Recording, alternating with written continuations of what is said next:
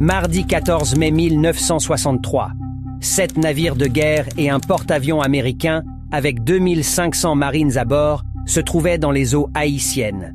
Des soldats de l'armée dominicaine se trouvaient à la frontière et menaçaient d'attaquer Haïti. Les responsables américains ont confirmé que 8 réservations pour des officiels haïtiens avaient été faites avec Algérie comme destination finale, transitant par Curaçao, New York, Paris. Les leaders haïtiens Daniel Fignolet et Louis Desjoie forment un gouvernement en exil, mais le président américain John Fitzgerald Kennedy a son propre plan. Après le départ de François Duvalier, un gouvernement de 3 à 5 personnalités proches des Américains prendra le pouvoir en Haïti le 15 mai. Le général Jean-René Boucicaut, en exil en Jamaïque dans un message radio, s'adressera à la nation haïtienne pour annoncer le nouveau gouvernement. Était-ce la fin du régime de Papa Doc? Kennedy avait-il finalement eu raison de Duvalier, qui n'avait pas sa place dans sa vision de l'Amérique latine? Nous aurons plus de détails sur ces événements dans ce nouvel épisode sur l'histoire d'Haïti.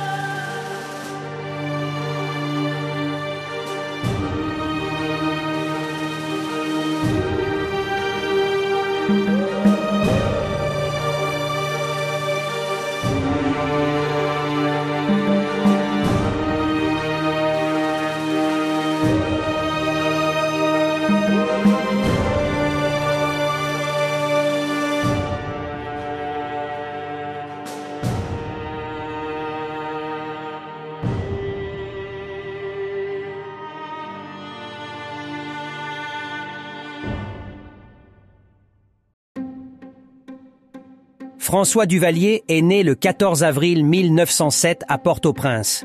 Il était le fils de Duval Duvalier, juge de paix, et de sa femme, Ulycia Abraham, ouvrière en boulangerie. Ses parents faisaient partie de la classe moyenne noire d'Haïti. L'occupation d'Haïti par les États-Unis à partir de 1915 a été marquée par le racisme et la violence. Cela influencera profondément le jeune Duvalier et ses futures opinions politiques. Il critique le contrôle de l'élite mulâtre sur la politique et l'économie du pays. Il adhère aux idéologies panafricaines et s'implique dans la négritude, le mouvement noiriste initié par l'auteur haïtien Jean Price Mars, puis co-lance la revue Les Griots en 1938. Duvalier excellait dans ses études. Il a obtenu un diplôme en médecine de l'Université d'Haïti en 1934, puis a terminé ses études à l'École supérieure de santé publique de l'Université du Michigan, bénéficiant d'une bourse destinée à former des médecins noirs des Caraïbes à soigner les soldats afro-américains pendant la Seconde Guerre mondiale. Duvalier s'est spécialisé dans la médecine tropicale et la santé publique, se concentrant sur le contrôle des maladies contagieuses telles que le typhus, le pian et le paludisme. Il voyageait à travers Haïti pour s'occuper des pauvres paysans qui l'appelaient affectueusement Papa Doc. Le 27 décembre 1939, il épouse Simone Ovide et le couple a 4 enfants, Marie-Denise, Nicole, Simone et Jean-Claude. Duvalier s'engage également en politique. Il a travaillé en étroite collaboration avec le président Dumarsais-Estimé, un confrère noiriste, et a été ministre de la Santé et du Travail sous son administration. Cependant, en 1950, après le renversement d'Estimé lors d'un coup d'État orchestré par Paul Magloire, Duvalier entre dans la clandestinité. En 1956, Duvalier réapparut et annonça sa candidature à la présidence. Sa campagne s'est concentrée sur le nationalisme noir et il a promis de mettre fin à la domination de l'élite mulâtre personnifiée par son principal adversaire, Louis Desjoie. Il a attiré une large coalition de partisans, y compris les pauvres des villes, les paysans ruraux et les membres de la classe moyenne noire. Les élections sont prévues pour le 22 septembre 1957 et Duvalier prédit déjà sa victoire. Le 22 était son nombre porte-bonheur. On soupçonnait que l'armée allait prendre le contrôle des élections en faveur de Duvalier. Cela a conduit le candidat modéré indépendant, Clément Jumel, à abandonner la course. De plus, Daniel Fignolet, ancien chef de l'État et figure populaire parmi les Noirs pauvres, a été jugé inéligible pour être candidat. Il a été exilé quelques mois avant les élections dans des circonstances mystérieuses. Au final, Duvalier a remporté l'élection présidentielle et ses partisans sont également sortis vainqueurs des élections à la Chambre des députés. Le 22 octobre 1957, il prête serment et devient le nouveau président d'Haïti. Je suis médecin, habitué à parcourir, à faire 8 heures de cheval par jour, traversant les plus hautes montagnes du pays pour apporter les soins médicaux aux braves paysans. Et ce sont ces braves paysans qui m'ont tenu bon compte et m'ont élu président de la République. Le docteur François Duvalier avait une assez bonne réputation. Il était un homme décent et honnête et semble être un excellent choix pour le président d'un pays qui avait désespérément besoin d'un bon leadership. Le gouvernement américain le considérait comme un leader amical. Il a étudié la santé publique à l'Université du Michigan en 1943 et a participé activement à une campagne parrainée par les États-Unis pour contrôler la propagation des maladies tropicales contagieuses. Mais les mauvais signaux n'ont pas tardé à arriver. Duvalier commençait à montrer son intolérance envers ses adversaires politiques et qu'il voulait plus de pouvoir. L'administration de Dwight Eisenhower a commencé à peser le pour et le contre du soutien au régime. Malgré ses violations des droits de l'homme, sa mauvaise gestion économique et ses tirades anti-américaines occasionnelles, la Maison-Blanche n'avait pas grand désir de contrarier Duvalier et favorisait la stabilité en Haïti plutôt que la justice sociale. Et quant à 700 km de Port-au-Prince, un révolutionnaire communiste du nom de Fidel Castro prend le pouvoir à La Havane, à Cuba, au nez et à la barbe des Américains le 1er janvier 1959, il devient même impératif de soutenir Duvalier qui est un farouche anticommuniste. Ainsi, durant les 2 dernières années de la présidence d'Eisenhower, Duvalier réussit à obtenir une aide importante des États-Unis. Mais le ton va changer. So help me God. Un jeune sénateur démocrate idéaliste du nom de John Fitzgerald Kennedy prêtera serment le 10 janvier 1961 à Washington pour devenir le prochain locataire de la Maison-Blanche. Au début de l'administration du président Kennedy, il y avait 2 points de vue majeurs opposés sur la façon d'aborder la relation avec Duvalier. Le premier groupe était mené par le secrétaire d'État Dean Rusk et l'ambassadeur des États-Unis en Haïti, Robert Newbegin. Ils pensaient qu'il était dans l'intérêt des États-Unis de continuer à soutenir Duvalier malgré son régime dictatorial. Ils ont soutenu que, malgré la nature féroce du régime de Duvalier, les enjeux géopolitiques pendant la guerre froide nécessitaient le soutien des États-Unis pour empêcher une éventuelle prise de contrôle communiste similaire à la révolution de Castro à Cuba. Leur inquiétude était qu'un vide de pouvoir après la chute potentielle de Duvalier pourrait inviter l'intervention de factions communistes préjudiciables aux intérêts américains. Le deuxième groupe, défendu par Adolphe Augustus Berle Jr., a plaidé pour une cessation complète du contact avec Duvalier et pour saper activement son pouvoir. Berle, expert en politique latino-américaine et chef d'un groupe de travail évaluant les relations interaméricaines, a encouragé le président Kennedy à s'appuyer sur l'opposition au régime de Duvalier comme une alternative viable et à œuvrer pour retirer Duvalier du pouvoir. Ainsi, la politique de Kennedy envers Duvalier sera une sorte de mélange de ces 2 approches. L'objectif était maintenir Haïti dans le camp américain et vivre avec Duvalier, tout en cherchant une meilleure alternative. Mais cette alternative ne viendrait pas de l'opposition en exil, mais de l'armée haïtienne. L'opposition haïtienne était perçue comme trop désorganisée, fragmentée, et on ne pouvait pas lui faire confiance car de nombreux opposants à Duvalier chérissaient l'idéologie marxiste. L'armée haïtienne, en revanche, était entraînée par les Américains et son leadership était pro-américain. Et c'est ce que Duvalier a compris très tôt dans sa présidence. Il ne faisait pas confiance à cette armée créée pendant l'occupation américaine et qui est dirigée par des officiers formés aux États-Unis. C'est pourquoi, en 1959, pour garder sous contrôle l'armée régulière, il crée sa propre police secrète, composée de ses fervents partisans, la milice des volontaires de la sécurité nationale communément appelée Tonton Macoute.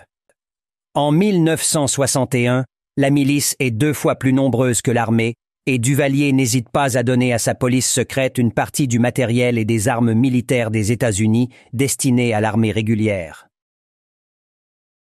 Après son investiture, l'un des principaux objectifs de la politique étrangère de Kennedy était d'isoler Cuba. En mars 1961, Kennedy lance un programme appelé Alliance pour le progrès afin d'établir une coopération économique entre les États-Unis et l'Amérique latine. Therefore, I have called on all people of the hemisphere to join in a new alliance for progress, Alianza para Progreso, a vast cooperative effort, unparalleled in magnitude and nobility of purpose, to satisfy the basic needs of the American people for homes, work, and land, health, and schools, techo, trabajo, y tierra, salud y escuela. Le programme faisait partie de la stratégie de Kennedy dans le contexte de la guerre froide. Il visait à contrer la menace d'expansion communiste en Amérique latine, en particulier après la révolution cubaine, en promouvant des réformes sociales, politiques et économiques. L'idée était d'améliorer le niveau de vie, de promouvoir la croissance économique et de favoriser la démocratie pour saper l'attrait des idéologies communistes. Le programme a été signé lors d'une conférence interaméricaine en Uruguay en août 1961. Pendant ce temps, Duvalier s'affairait à consolider son pouvoir en violant les dispositions de la Constitution de 1957. D'abord, le 8 avril 1961, il a remplacé la législature bicamérale par un corps unicaméral. Puis, alors que son mandat devait expirer en 1963 et que la Constitution interdisait sa réélection, il organise une nouvelle élection présidentielle le 30 avril dont il est le seul candidat. Avec 100% des voix, il est élu président pour 6 ans de plus. En réponse aux actions de Duvalier, Kennedy a rappelé l'ambassadeur américain Newbegin le 14 mai avant l'installation de Duvalier le 22 mai. Dans les années qui suivirent, aucun ambassadeur américain ne prit part aux célébrations de cette date que Duvalier avait dénommée « Journée de la souveraineté nationale ». Le lendemain de l'investiture de Duvalier, Wimberley Coher, le secrétaire adjoint par intérim pour les affaires interaméricaines, a suggéré que les États-Unis devraient rétablir des relations de travail avec Duvalier et renvoyer discrètement l'ambassadeur Newbegin en Haïti. Compte tenu de l'échec récent de la baie des Cochons à Cuba le 17 avril, il a été jugé préférable d'éviter de nouveaux conflits dans les Caraïbes. Malgré quelques éléments communistes actifs en Haïti, Newbegin a rassuré le département d'État qu'une insurrection communiste était peu probable, mais une politique anti-Duvalier intransigeante pourrait pousser Duvalier vers les communistes. Newbegin a estimé que le maintien du statu quo était préférable puisque Duvalier ne nuisait pas aux intérêts américains. Les actions de Duvalier ont laissé les États-Unis dans une position délicate, car le maintien des relations diplomatiques impliquait un soutien implicite. Malgré la situation difficile, le département d'État a renvoyé Newbegin à son poste à Port-au-Prince le 30 mai, dans l'espoir de maintenir une relation distante mais correcte avec Duvalier. La démarche de Kennedy était de continuer à entretenir des relations avec Duvalier, puisqu'en réalité, il avait un mandat légal jusqu'au 15 mai 1963. Cependant, les sentiments anti-Duvalier grandissaient à Washington, mais sans apporter une solution claire pour déloger Papadoc. Le problème Duvalier était complexe. Premièrement, les Américains n'ont pas voulu être trop durs avec lui pour l'empêcher de rejoindre le camp de l'Est. Il n'y avait alors pas d'alternative viable à Duvalier. Fignolet et Desjoie, en exil, ont trop sympathisé avec les communistes. De plus, la chute de Duvalier pourrait ramener l'instabilité qui régnait dans le pays avant son arrivée au pouvoir, et pire, faire émerger des individus hostiles aux intérêts américains. Face à cette complexité, Kennedy a décidé de pousser progressivement Duvalier hors de ses fonctions d'ici la fin de son premier mandat légal, plutôt que d'utiliser des actions immédiates. Jusqu'à ce qu'une alternative raisonnable soit identifiée, les États-Unis prévoyaient de maintenir une relation de travail minimale avec Duvalier. La stratégie de Washington était d'isoler Haïti du reste de l'Amérique latine en coupant l'aide et en encourageant d'autres pays d'Amérique latine à tenir Duvalier responsable des violations des droits de l'homme au sein de l'Organisation des États américains, OEA. La Maison-Blanche espérait qu'avec une pression suffisante, Duvalier pourrait démissionner en 1963 à la fin de son mandat légal et permettre une élection démocratique. Cette nouvelle stratégie conduira à une réduction considérable de l'aide américaine à Haïti à partir d'octobre 1961, alors que l'économie du pays est dans un état lamentable. Haïti ne pouvait pas non plus bénéficier du programme Alliance pour le progrès de Kennedy. Au cours de ce même mois d'octobre, Louis Mars, le fils aîné du docteur Jean Price Mars, est devenu le nouvel ambassadeur d'Haïti à Washington. Cependant, de nouveaux développements sur la scène internationale va offrir à Papa Doc de nouvelles cartes à jouer. En décembre 1961, le président de la Colombie, Alberto Lleras Camargo, un allié américain, convoque une nouvelle réunion des ministres des Affaires étrangères des pays de l'OEA pour régler la question cubaine. Une session spéciale de l'OEA aura lieu en Uruguay à Punta del Este le 22 janvier 1962. Au début de 1962, alors que le nouvel ambassadeur américain Raymond Thurston prend ses fonctions à Port-au-Prince, Duvalier lance les hostilités. Le 2 janvier, le jour de la fête des aïeux dans un fervent discours, Duvalier accuse les États-Unis de simplement répondre à ses demandes d'aide par de beaux sourires et des promesses. Il a fait valoir que les États-Unis négligent les problèmes d'Haïti en raison de politiques racistes et anti-noirs. On n'a jamais aimé la République d'Haïti. Les critiques formulées contre la République d'Haïti remontent au lendemain même de notre indépendance nationale. Pourquoi? Parce que la question doit être considérée et discutée sous l'angle racial. Parce que nous sommes un peuple noir. Nous sommes le premier peuple noir à conquérir notre indépendance nationale, les armes à la main. Il n'y a pas d'exemple dans le monde de ce genre. Nous avons réalisé une épopée unique. Et la question a pris une ampleur telle parce que ce peuple actuellement est dirigé non point par une doublure, mais par un intellectuel qui connaît les vraies aspirations, les vrais besoins de ce peuple et de cette race. Duvalier accuse également Kennedy de violer l'esprit de l'Alliance pour le progrès parce qu'il refuse d'aider le pays le plus pauvre de l'hémisphère. En outre, il a accueilli le diplomate polonais Aleksander Bekier, discutant des possibilités potentielles pour Haïti de recevoir de l'aide des pays du pacte de Varsovie. La conférence de Punta del Este débute le 22 janvier 1962. La délégation haïtienne, conduite par le ministre des Affaires étrangères René Chalmers, comprend également l'ambassadeur Louis Mars, Hubert Carré, Jules Blanchet, Raymond Moïse et Louis Zélie. La plupart des pays d'Amérique centrale se sont alignés sur la position américaine pour imposer des sanctions sévères à Cuba. Les grandes nations comme l'Argentine, le Brésil, le Chili et le Mexique se sont toutefois opposées à la condamnation et à l'exclusion de Cuba de l'OEA. Et il était pratiquement certain qu'Haïti allait soutenir les États-Unis pour sanctionner Cuba. Le président Duvalier a persécuté les communistes réels et présumés en Haïti, présentant leurs arrestations et exécutions comme une démonstration de son engagement envers la cause anticommuniste. Il a offert à l'armée américaine un accès à des emplacements stratégiques en Haïti pour une ligne plus directe vers Cuba. Castro n'était pas l'ami de Duvalier. Il a fourni protection et assistance aux adversaires de Duvalier. Mais, surprise! Le premier jour de la conférence, la délégation haïtienne a abandonné le groupe des 13, qui était le groupe ouvertement pro-américain qui avait appelé à la tenue de la conférence, et a rejoint le groupe des 6 pays neutres et pro-cubains. Le 27 janvier, René Chalmers renforce la position d'Haïti. Dans son discours, Chalmers a livré un véritable argument en faveur du régime castriste. En conséquence, les États-Unis n'avaient plus les 13 voix complémentaires pour expulser Cuba de l'OEA. Cela obligera le secrétaire d'État américain Dean Rusk à négocier avec la délégation haïtienne. Thurston, l'ambassadeur américain en Haïti, proposera à Duvalier un accord pour la réalisation de grands projets d'infrastructure, dont 2,8 millions de dollars pour la construction d'un aéroport. Le 29 janvier, le président Duvalier tient une réunion avec les ministres Clovis Desinor, Hervé Boyer et Adrien Raymond pour parvenir à une décision formelle. Le même jour, il envoie un télégramme à Chalmers en Uruguay disant « Je vous réitère l'ordre formel de voter en faveur des États-Unis. » Cuba a été expulsé de l'OEA par un vote de 14 contre 7.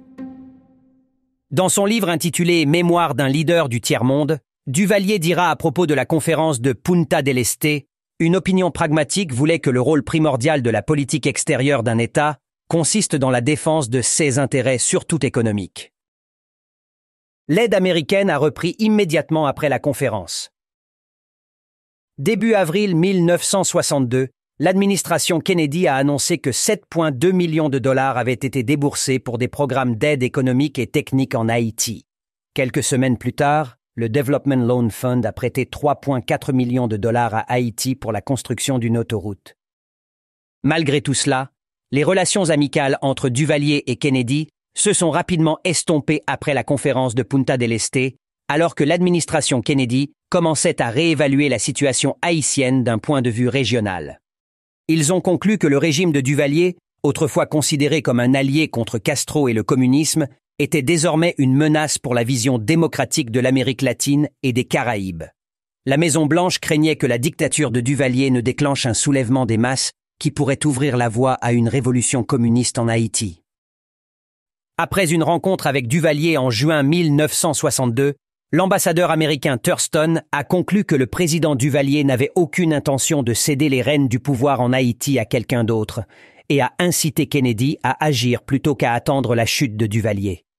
La nouvelle politique américaine envers Haïti visait à identifier et à soutenir une alternative viable à Duvalier, avec une date cible pour l'achèvement de cette opération fixée à mai 1963, à l'expiration du premier mandat de Duvalier. Pour atteindre cet objectif, diverses méthodes, excluant le déploiement de forces extérieures, ont été employées. Le premier plan d'action consistait à réduire l'aide économique américaine à Haïti en raison de la corruption endémique et du détournement de fonds par l'administration Duvalier. Cela comprenait la prise de contrôle de la gestion des dons et des prêts, la réduction du personnel et du budget de l'USAID en Haïti, et même la suspension de l'aide négociée à Punta del Este et le blocage des décaissements de prêts des agences internationales, gelant ainsi le soutien économique américain à Duvalier. Un autre élément de la nouvelle politique américaine pour affaiblir Duvalier était de se débarrasser des tontons macoutes. Les États-Unis entraînèrent l'armée haïtienne depuis 1958, mais en juillet 1962, Kennedy suspendit les expéditions d'équipements militaires vers Haïti, tout en maintenant la mission navale américaine dans le pays. Kennedy a cherché à préserver l'influence utile de la mission sur l'armée pour la maintenir sur une position pro-américaine en vue des préparatifs post-Duvalier. Les États-Unis savaient que Duvalier utilisait l'aide militaire pour renforcer les tontons macoutes. Au fur et à mesure que la milice grandissait, cela diminuait la possibilité d'utiliser l'armée régulière pour changer la situation en Haïti.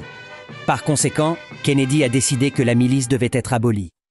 En juillet 1962, le chef de la mission navale américaine, le colonel Robert Heinle Jr., a écrit une lettre détaillée au chef d'état-major de l'armée haïtienne, le général Jean-René Boucicaut, critiquant l'existence de la milice et son impact négatif sur les forces armées officielles. Heinle recommanda la dissolution immédiate de la milice. Cette décision faisait partie de la stratégie américaine visant à affaiblir Duvalier et à faciliter son renversement. Les États-Unis avaient l'intention d'utiliser l'armée haïtienne pour résoudre le problème Duvalier et ont donc cherché à s'allier avec le chef d'état-major de l'armée. En s'adressant publiquement à Boucicaut à ce sujet, Heinle visait à inciter l'opposition à Duvalier, signalant à toute l'armée que les États-Unis étaient prêts à s'impliquer dans tout conflit entre l'armée et le président.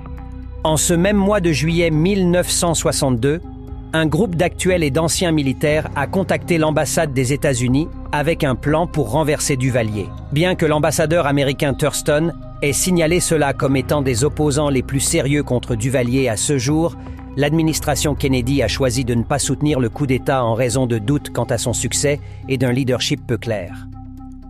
Le président Duvalier va finir par prendre connaissance du plan. Il décide de jouer le chef d'état-major de l'armée contre la mission américaine en demandant au général Boucicaut de désavouer publiquement la demande de Heinle de dissoudre les tontons macoutes. Boucicaut a refusé et a été congédié immédiatement par Duvalier. Le soir même de son limogeage, il se réfugie à l'ambassade du Venezuela avec sa femme et ses 4 enfants. Tirant les leçons de l'expérience Boucicaut, Duvalier a choisi un homme moins proche des États-Unis, le colonel Gérard Emmanuel Constant, pour devenir le nouveau chef d'état-major de l'armée. À cette époque, le colonel Constant avait un fils de 6 ans qui allait également se faire un nom dans des événements futurs. Au début de 1963, Kennedy, après la crise des missiles de Cuba en octobre, décide d'impliquer la presse américaine dans son plan anti-Duvalier, visant à stimuler les médias nationaux et internationaux à publier des rapports négatifs sur Haïti et à préparer l'opinion publique à une éventuelle intervention américaine. Il a également tenté d'impliquer d'autres pays dans ses efforts, encourageant les pays membres de l'OEA et de l'OTAN à isoler diplomatiquement Duvalier et envisageant même une intervention militaire coordonnée. Des événements tragiques vont se produire alors en Haïti, rendant la chute de Duvalier presque certaine. Le préambule était une détérioration des relations entre Haïti et les États-Unis. Le 4 février 1963, l'ambassadeur d'Haïti à Washington, Louis Mars, a envoyé au gouvernement américain la demande formelle de rappeler le colonel Robert Heinel. Du 10 au 14 avril, plusieurs hauts responsables militaires dirigés par le colonel Lionel Honora, pro-américain, prévoyaient de renverser Duvalier du pouvoir lors de ces célébrations d'anniversaire en avril. Malgré leur demande d'armes et de munitions, les États-Unis ont refusé leur assistance. Duvalier a découvert le complot alors que les conspirateurs tentaient d'accéder aux armes de l'arsenal haïtien situé dans le sous-sol du Palais national. Il va renvoyer 70 officiers supérieurs de l'armée, dont beaucoup avaient des liens avec la mission navale américaine ou avaient été formés par les marines. De plus, le gouvernement a indirectement accusé le personnel américain en Haïti d'avoir inspiré la tentative de coup d'État. Le ministre de la Défense Luc François a publié un communiqué indiquant que le complot militaire a été tenté avec la complicité de certains étrangers résidant sur le territoire national. La situation a gravement entravé la capacité du personnel militaire pro-américain à coordonner un effort pour renverser Duvalier. Par la suite, Duvalier a demandé le départ immédiat de la mission navale américaine en Haïti et déclarera l'ambassadeur américain persona non grata. Le matin du 26 avril 1963, des hommes armés ont tiré sur la voiture transportant les enfants de Duvalier, Simone et Jean-Claude, alors qu'ils se rendaient à l'école au Collège Byrd. 2 gardes du corps et le chauffeur ont été tués. Les enfants n'ont pas été blessés, mais le père était furieux. L'attaque a été orchestrée par Clément Barbeau. 3 ans auparavant, Clément Barbeau, ancien chef des Tontons Macoutes et partisan de Duvalier, avait été arrêté et incarcéré à Fort-Dimanche. Il était soupçonné d'avoir tenté de consolider son pouvoir personnel alors qu'il remplissait la fonction de président par intérim pour Duvalier, qui se remettait d'une crise cardiaque.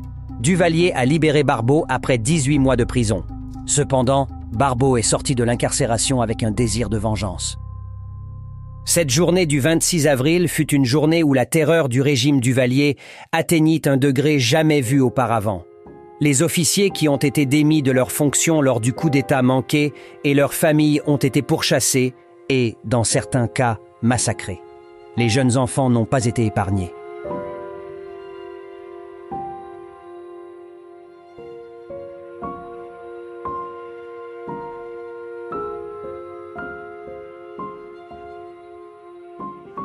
L'un de ces officiers, le lieutenant François Benoît, un tireur d'élite, qui s'était caché à l'ambassade dominicaine depuis la veille, a été spécifiquement accusé par Duvalier d'être l'auteur de l'attaque contre ses enfants. Duvalier a affirmé que l'ambassade l'avait laissé sortir pour commettre le crime. Il a ordonné à sa garde présidentielle d'occuper l'ambassade dominicaine à Pétionville, mais Benoît et d'autres se cachaient à la résidence de l'ambassadeur. Juan Bosch, le président dominicain, a réagi en lançant un ultimatum à Haïti et a menacé d'envahir le pays si Duvalier ne retirait pas ses hommes de l'ambassade. Des troupes de l'armée dominicaine ont été envoyées à la frontière. Les excès de Duvalier venaient de l'entraîner dans une crise qu'il ne voulait pas. Le 3 mai, la loi martiale est déclarée en Haïti. Couvre-feu à Port-au-Prince. Le 7 mai, le gouvernement américain a ordonné l'évacuation de toutes les personnes à charge du personnel américain en Haïti. Le 13 mai, l'armée haïtienne a informé le président Duvalier que 7 navires de guerre américains et un porte-avions sont entrés dans les eaux territoriales haïtiennes. Des rumeurs commencent à circuler à Washington et en Amérique latine, selon lesquelles Duvalier quittera le pays. Louis Desjoie et Daniel Fignolet ont formé un gouvernement en exil à Porto Rico. Les responsables américains confirment que 8 réservations anonymes ont été faites pour le 15 mai sur un vol matinal de la compagnie aérienne haïtienne à destination de Curaçao. Ils ont ajouté que 8 réservations avaient également été faites pour un vol KLM Royal Dutch Airlines à destination de New York qui quittera Curaçao à 10h30. À New York, Pan American World Airways a déclaré avoir 4 réservations pour Paris au nom de Duvalier sur le vol 114. On pense que depuis Paris, la famille Duvalier s'envolerait ensuite vers l'Algérie, leur destination finale. La Maison-Blanche n'a pas reconnu le gouvernement fignolé des joies.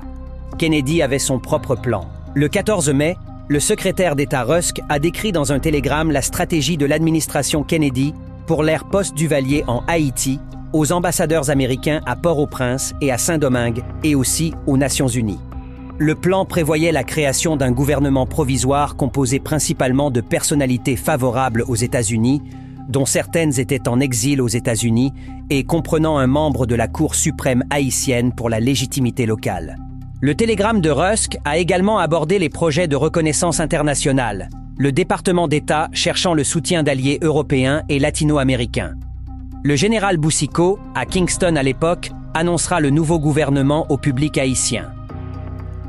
Avec la participation de certains pays de l'OEA, les États-Unis, dont la flotte se trouvait déjà dans les eaux haïtiennes, interviendraient à la demande du gouvernement provisoire.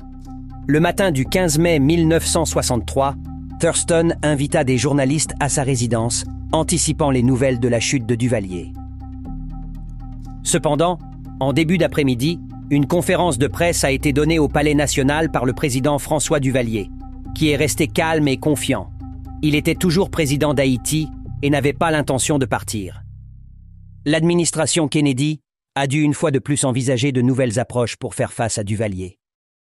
I think we've got to review the bidding from the ground up on that now and see just where we go on that. If it's possible for us to trade a fresh start on our side with a fresh start on Duvalier's side, maybe we have to work at it from that direction at the moment. But most of our fellows here think that Duvalier is absolutely irretrievable. But yet there's no clear answer now as to what that means and what you do about it. Yeah. So I'll be talking with the fellows later this morning. It seems to me we ought to be able to build up some sort of a force that we could use as the excuse. In other words, the Cuban thing, but do it with a little more judgment. But it seems to me we ought to have that force being developed anyway. Yes, I think we ought to look at the big alternatives here. And the other thing is really whether Thurston, if he's going to stay on, there's no sense really in having an ambassador. I'm sure it isn't Thurston's fault that his persona non. Well, if we could trade that for some changes in Duvalier's government. Yeah. After all, if he's asking us to change some top people, we might get across to him that if he gets rid of a couple of these bad eggs right next to him, that we could perhaps both of them start off on a fresh start. Yeah. Try it out. Right. Les Américains espéraient qu'après les massacres d'avril et l'expiration du mandat légal de Duvalier, il y aurait des troubles dans la capitale qui pourraient justifier l'intervention des 2500 marines qui se trouvaient déjà dans les eaux haïtiennes. Mais Port-au-Prince est resté calme. Et au contraire, des milliers de partisans de Duvalier, pour la plupart des paysans transportés de leur village, sont venus l'acclamer pour sa fête du 22 mai.